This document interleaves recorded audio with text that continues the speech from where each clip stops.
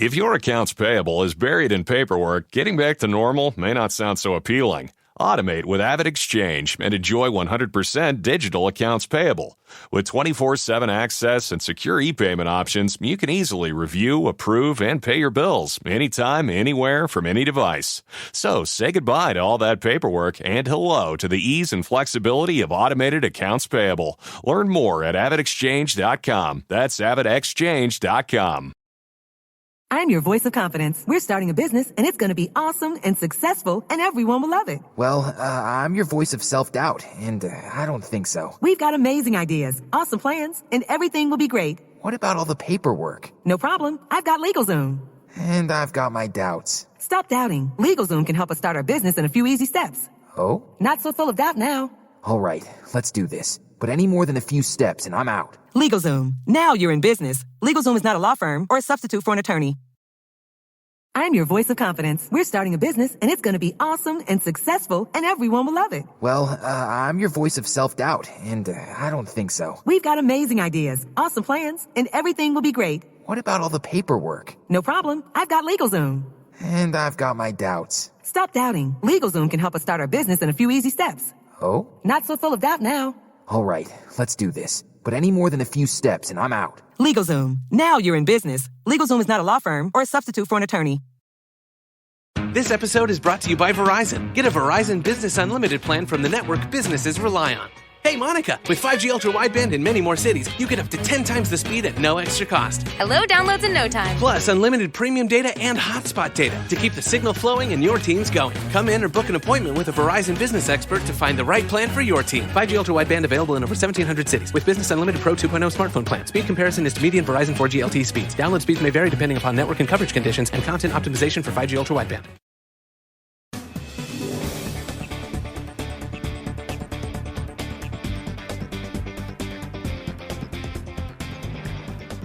Hello, and thank you for tuning in to another episode of NCIA's Cannabis Industry Voice on Cannabis Radio.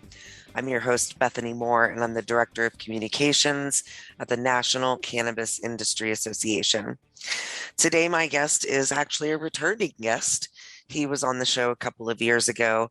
Andy Poticha, he's the founder and CEO of Cannabis Facility Construction, a division of Mosaic Construction, which is a national design build firm based in Northbrook, Illinois.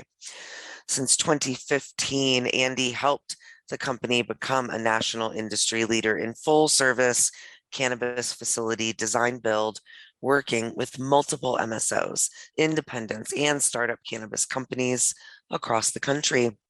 Currently, the company has built and is in process of work on over 80 cultivation facilities, processing centers, and dispensary projects in 12 states. You're very busy these days. Welcome to the show, Andy. Thank you so very much for having me. Wonderful. So I know you've been on the show before, but for those just tuning in, let's hear a little more about your background and what kinds of things you've been working on in the past before moving into the cannabis space.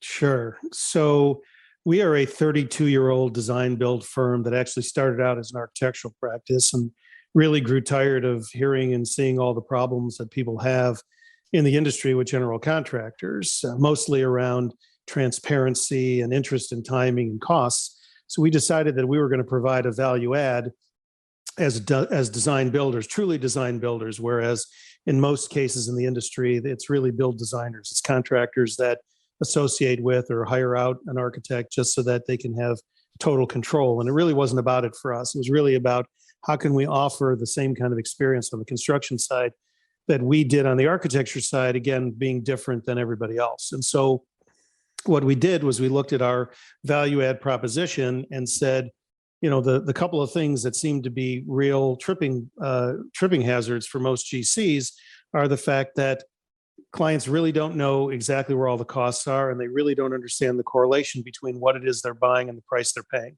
So our clients would get a chance to see and purchase everything at our discounts totally transparently, and our fees would be calculated as a stipulated sum based on how long it would take for us to manage the project.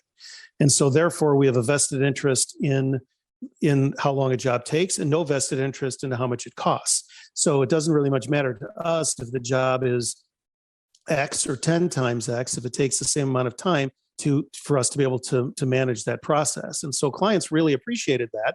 And we got started in really the hardest work there is, and we still do it today in one of our 3 verticals, and that is high-end custom residential in older homes while people are living in them. And back 32 years ago, that was the easiest entry point.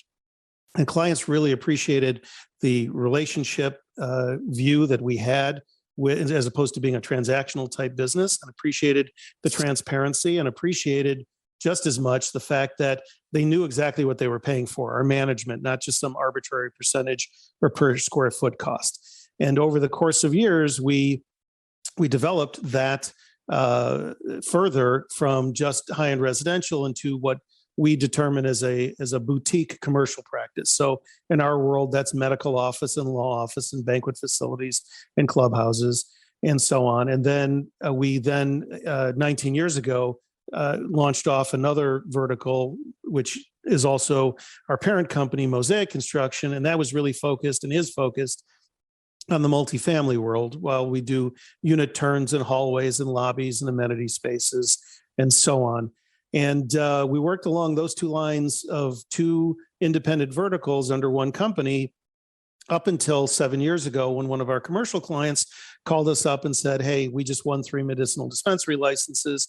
And as I like to say, they said to me, "We know we don't know what we're doing in the space, and we're pretty sure you don't have a clue as to what you're doing in the space.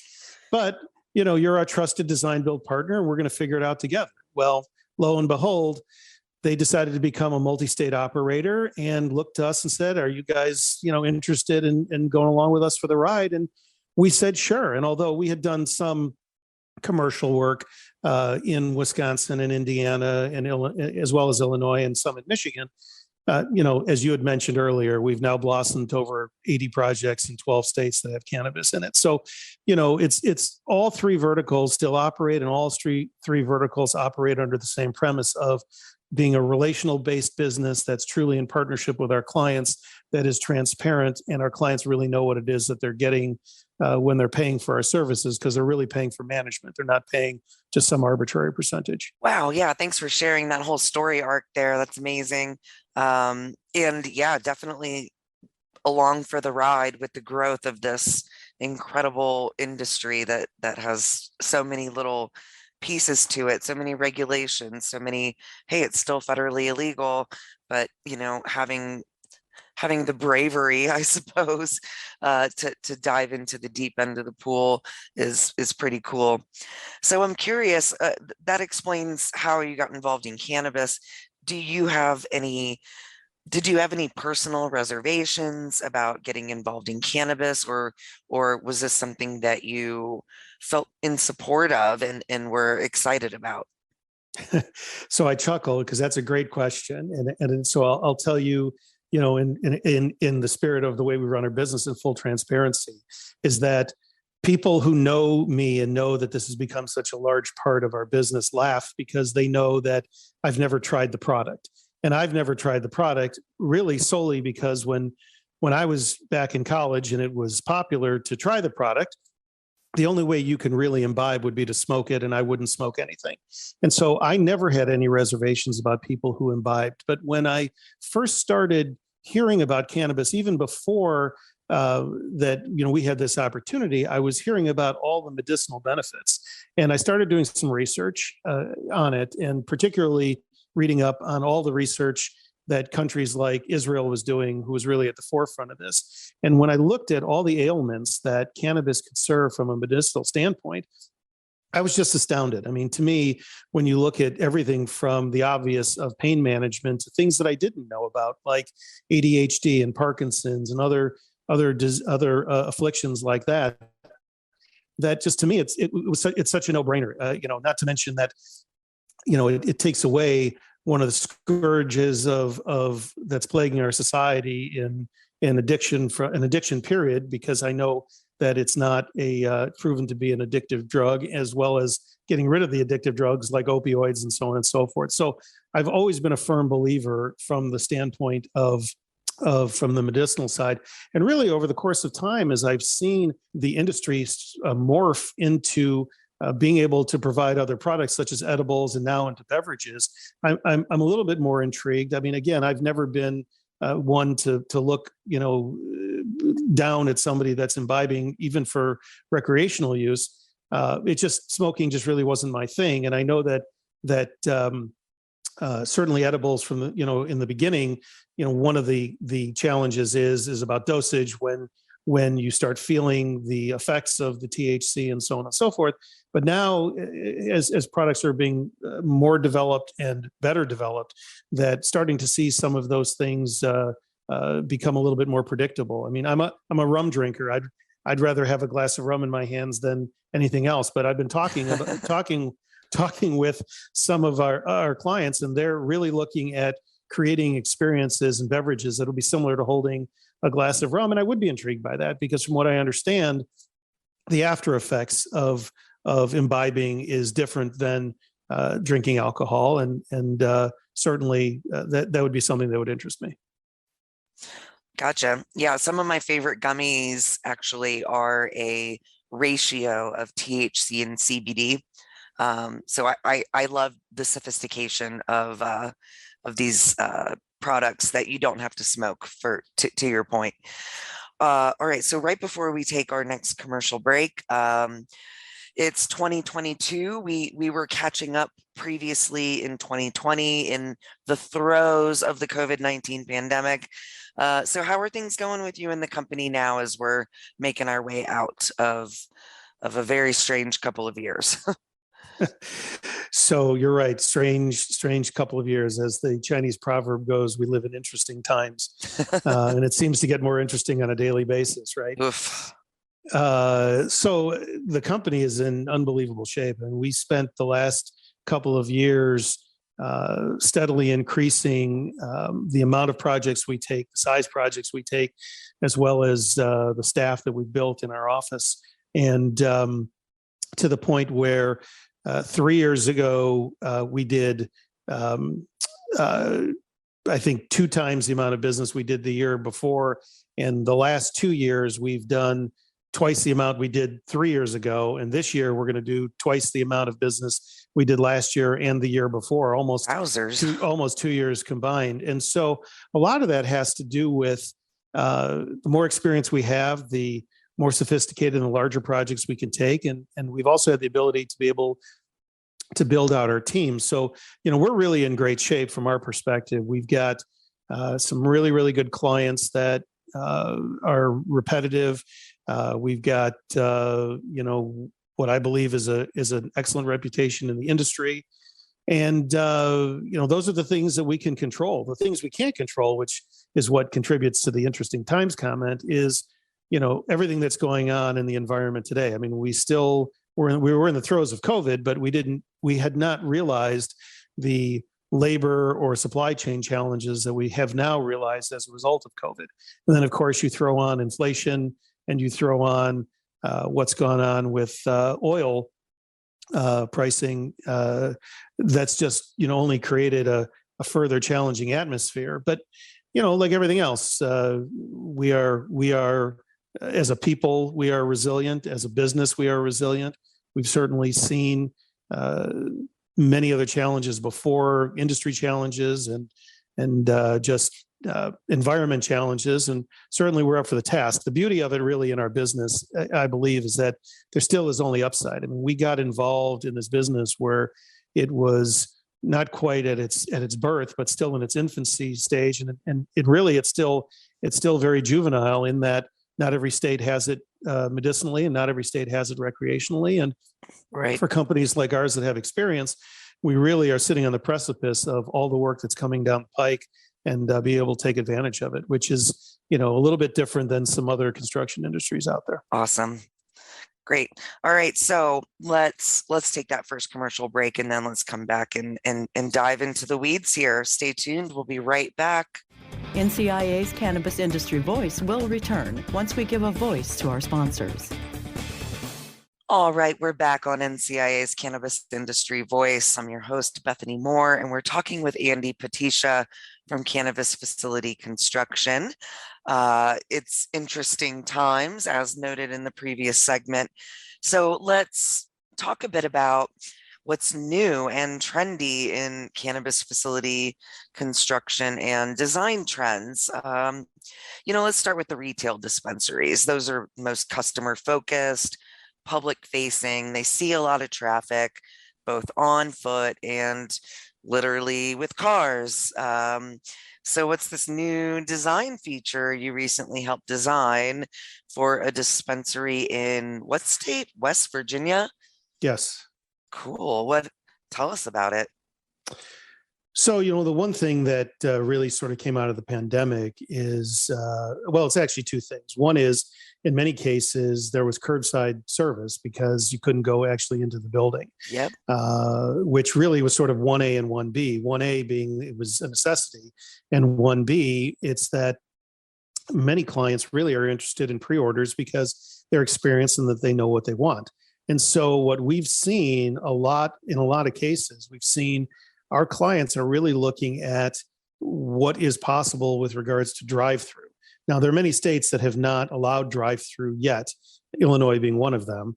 But I think that's really just a temporary impasse. I think that eventually you're going to see drive-throughs through a dispensary, no different than you see drive-throughs through a Walgreens or any other kind of a Rite Aid, any other kind of a drugstore. Picking up your pharmacy prescription, right? Picking up your pharmacy prescriptions, particularly on the medicinal side. I mean, there's an argument to be made on the retail side, on the recreational side, just like you don't have drive-through where you can pick up alcoholic beverages. That might be a challenge that has to be overcome. But clearly, when you get something packaged, is it really? Think about a bicycle. It takes balance to get where you want to go. Now think about business. Whatever your business or organization, you ride the line between numbers and people. Just like the bike, it takes balance. CLA, CPAs, consultants, and wealth advisors. That's CLA. We'll get you there.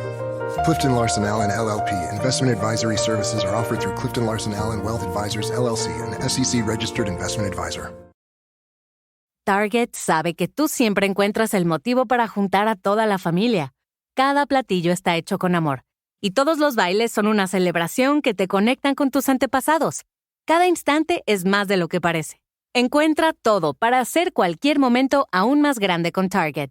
Más que un momento, construyamos el futuro juntos. Visita target.com/más que para apoyar las marcas que son de y para nosotros. Any different to get a package of opioids than it is to get a package of cannabis flower or edibles. But that notwithstanding, certainly a lot of our clients are looking into bank buildings, particularly the branch buildings that some of these larger banks have had, throughout the country. And we are preparing for the use of drive-throughs. Now, again, what we'll do is create a window, and you can certainly drive through the lanes. In some cases, they're blocked off, but they're not distributing product yet through that. But I think that if you look at where trends are going, I still believe that there are going to be people that are going to need and want the consultative approach and have a full retail experience. But there certainly are people out there that are going to want the convenience of what they saw during the pandemic with curbside and or potentially drive-through, as well as express pickup. Right. Yeah, that makes sense. And drive-through cannabis is absolutely a very interesting new way to serve customers. And honestly, it reminds me a few decades ago, the first time I saw a brew-through in the Outer Banks, North Carolina. I don't know. I think it was a new concept back then, to be honest. This was the 90s. But now drive-through liquor stores are more common. I mean, there's a couple here in Denver, actually. So this type of building, it's ideal for certain types of customers, but not others. I'm thinking it's the customer that has a product that they know that they want and they get it repetitively all the time, and they don't need more customer service. Is that right? Yeah, I mean, I think you could look at it from a couple of different ways. You could look at it from the recreational user that knows what they want, and they don't want to get out of their car in the middle of the snow to walk through a dispensary and pick it up. And it could just be the person that is using it for medicinal purposes and really physically has an issue with getting out of their car and walking into a dispensary to pick it up, which would really be no different as, like I say, as how you look at it from a pharmacy. And so, I think that there certainly is a segment of the population out there that uses it, and I also think that there is still going to be a segment that's going to want that retail experience. So the real challenge is knowing who your customer is, and I'm talking about from the dispensary perspective, not from our perspective, is knowing who your customer is, and I think that some of that has to do with where they are regionally, the types of products that they provide, the type of service they want to provide. And so I think there certainly could be an opportunity for both, and there certainly could be an opportunity for one or the other. Yeah, that makes sense. I mean, so these design features for dispensaries are clearly centered around the customer needs, customer expectations.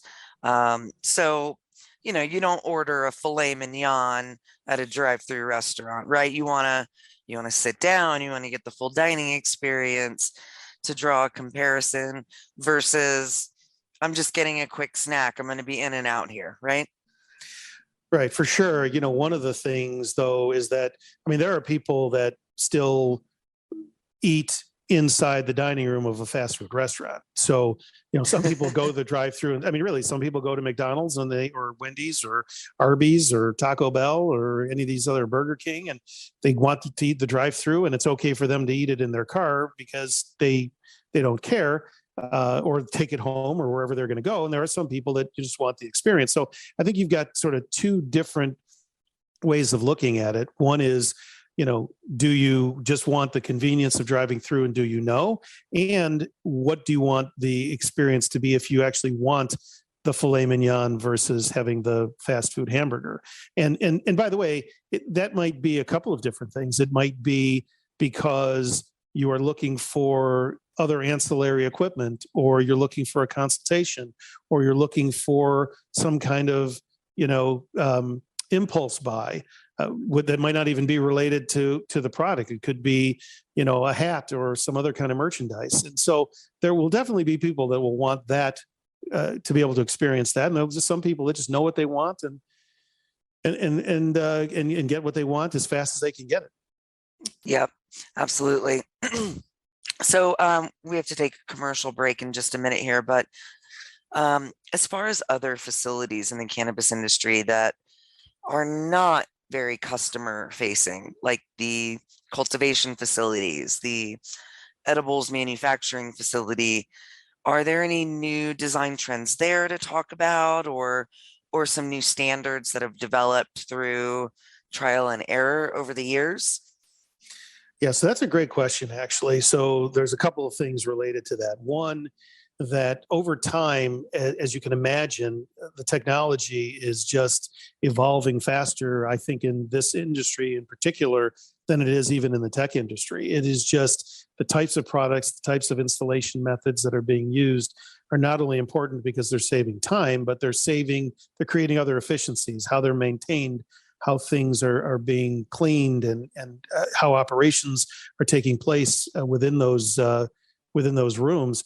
I think that has been a really big change, and I think that people need to be on the cusp of what the latest and greatest is. And then I think you compare that to sort of a methodology called GMP, which is good manufacturing practice, which a lot of companies are really looking towards because they've got the foresight, knowing that when this becomes legal federally and there are jurisdictional requirements that have to be met, through the FDA or any other body that's going to be governing over what's going on in the manufacturing facility, that they want to be prepared as much as they can to continue operations and be approved immediately, as opposed to many of the facilities that were built early on that didn't know of, didn't think of, didn't want to participate in GMP. In order for them to become approved going forward, it's likely they're going to have to make some adaptations, which could effectively affect their operations on some level. Interesting stuff. All right, we have a little more to chat about, but we have to take a quick commercial break right now, so stay tuned. We will be right back. NCIA's Cannabis Industry Voice will return once we give a voice to our sponsors. All right, we're back on NCIA's Cannabis Industry Voice on Cannabis Radio. I'm your host, Bethany Moore with NCIA, talking with Andy Poticha from Cannabis Facility Construction about some fun new trends in the cannabis industry. And as we look to the future, and we're working toward this inevitable federal legalization, right? We're getting there slowly but surely. What do you see happening when it comes to facility design standardization, right? Yep, we're going to become a very sophisticated national, international industry with standards, including facility design standards. What should we be thinking about and getting ready for in that regard? Well, I think we started, hitting on that in the last segment when we were talking about GMP. I think that, as best we can tell, the FDA is probably going to be the most suited to be able to regulate this industry. And I would start to be looking at, as people are currently, what standards are being used for other manufacturing facilities, other drug producing facilities, and start really to emulate what it is that is being done there, because it's likely that at least some, if not all of that, is going to be adapted or have to be adapted in the cannabis world. From a retail perspective, it'll be really interesting to see about what they're going to allow universally, with actual live product being able to be seen, felt, touched, and smelled. Currently, not every state allows that. And, again, it's sort of a little bit beyond my pay grade because I'm not a retail operator, but I have to imagine that it's an easier sell to somebody that can see and feel and touch and smell the product than it is looking at an empty package behind glass, or even if they're lucky enough to be able to somehow circumvent and get live product in front of glass that's connected to their vault or other sort of secure means of keeping the product away from people. It still is not the same as seeing something live and in your hand. Yeah, that makes sense. And again, as we mentioned earlier, it really depends on the customer persona. I was at a cannabis marketing summit held by the Cannabis Marketing Association, and chatting with a colleague, and they were showing me kind of this like metaverse virtual world where the possibilities where customers could do shopping in this kind of virtual environment. And I had that similar thought, like, well, that's great for the customers that don't need to like smell and, see the product before getting it because they know what they want. But it's all unique. So as we're wrapping up the show here, we have a couple minutes left.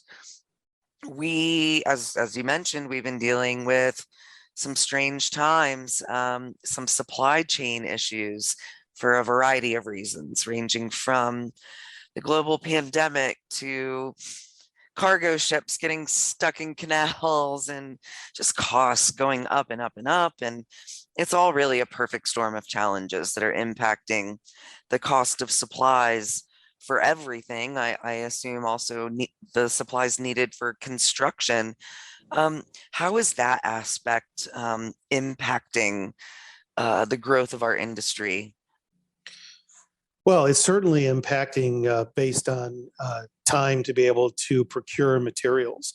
And as you can imagine, particularly in the cannabis world, the things that are the most impacted are HVAC equipment, generating equipment, and electrical equipment, particularly when we're talking about electrical service equipment, switch gears and motherboards and all sorts of things that go into providing anything related to where the supply chain has been challenged. I mean, you got two problems, right? You've got supply chain that was challenged because you had workers with the pandemic. You've got the ships, as you mentioned, but you also have had economies that have been booming, which meant orders have been coming in. So it's really a perfect storm because you've got a lot of demand and you've got trouble keeping up with it. And so what really I think separates sort of the good companies from the great companies is how resourceful are they? Are they just really looking at what is in front of them based on what their clients are telling them that they're looking for from a specification, or what they might be seeing off an architecture engineering drawing telling them? Or do they really have the wherewithal as well as the ability to be able to source things themselves and be creative, out of the box thinkers? We've seen this over the course of time where you start a project and it is a lead time of X and a cost of Y. And as you're going on the project, you have an opportunity to get what you thought was being done, had a delay. You could get that earlier. And the only way to know that is to know the industry and to be able to inform your clients in real time as these things come up. Communication, good for business, good for relationships. Absolutely. Cool.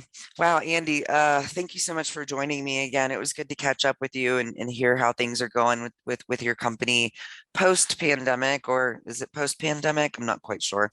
But where will there ever be a post-pandemic? That's the question. Oh gosh, I know. So where can our listeners find out more about you and your company? So our website is cannabisfacility.net. And you can find a bunch of information there. And, we're always happy to talk to people. I think at the end of the day, what's really important about us is that we're relational. And so pick up a phone, send us an email, happy to have a conversation, and see if we can't be helpful directly. We can maybe point you in the right direction. That sounds lovely. All right. Thanks so much for taking time to join me today, Andy. And thanks to our listeners for tuning in to another episode of NCIA's Cannabis Industry Voice. Until next time.